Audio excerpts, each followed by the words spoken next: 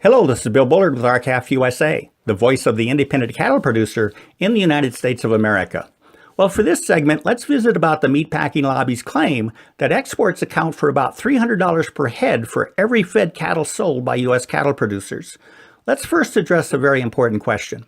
Are exports important to U.S. cattle producers? And the answer is yes. They are important because exports obviously help to increase demand for domestic cattle, and as such, exports are a demand enhancer.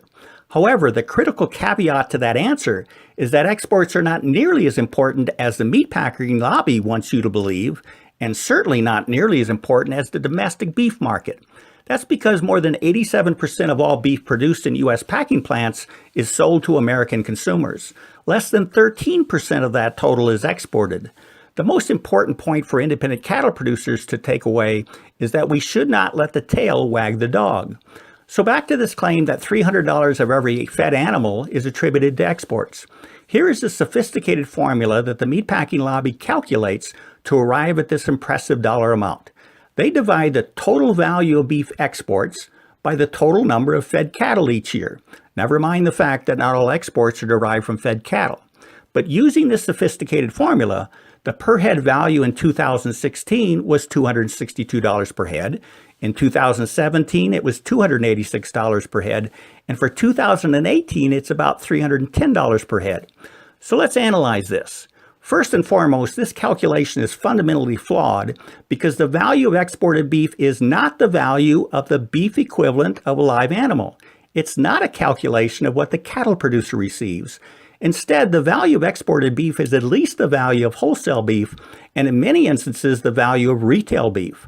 So like wholesale beef, which is now providing the beef packer with about a $300 per head margin, the exported value of beef goes to the packer, not the producer. And a case in point, in 2016, when the meatpacking lobby said cattle producers were receiving $262 from exports, the price of fed cattle was $121.13. Then in 2017, when the value of exports increased to $286 per head, your cattle prices increased a meager 47 cents per hundredweight to $121.60 per hundredweight. Then in 2018, when we had record exports and the export values increased to $310 per head, your cattle prices fell way below both 2016 and 17 prices to just $117.26 per head. So the fact that cattle producers are not benefiting from the year-to-year increase in the meatpacking lobby's per head calculation of value of exports, it's a pretty good indication that someone's trying to pull the wool over your eyes. So what gives? Well, we go back to not letting the tail wag the dog.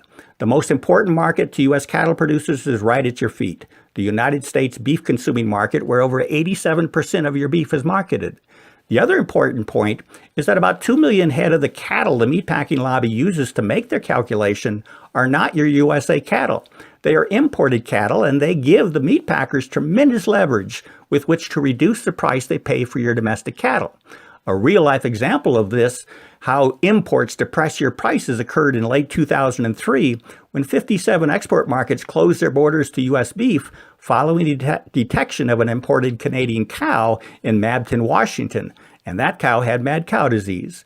The volume of U.S. beef exports fell by 80%, but because the U.S. did not allow imported Canadian cattle into our market, your prices for the first time in history broke the $100 per hundredweight ceiling.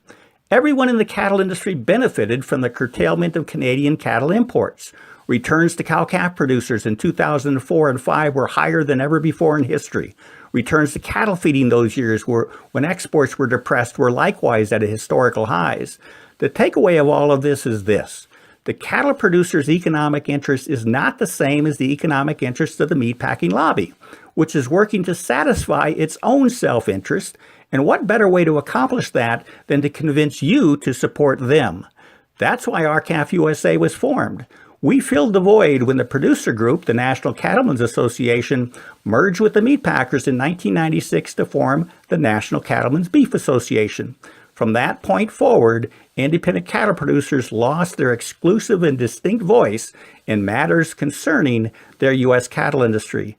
And that's what RCAF USA does today as the largest U.S. cattle association, exclusively representing the interests of U.S. cattle producers. With that, we're out of time. We hope you have a productive week. Thank you and goodbye.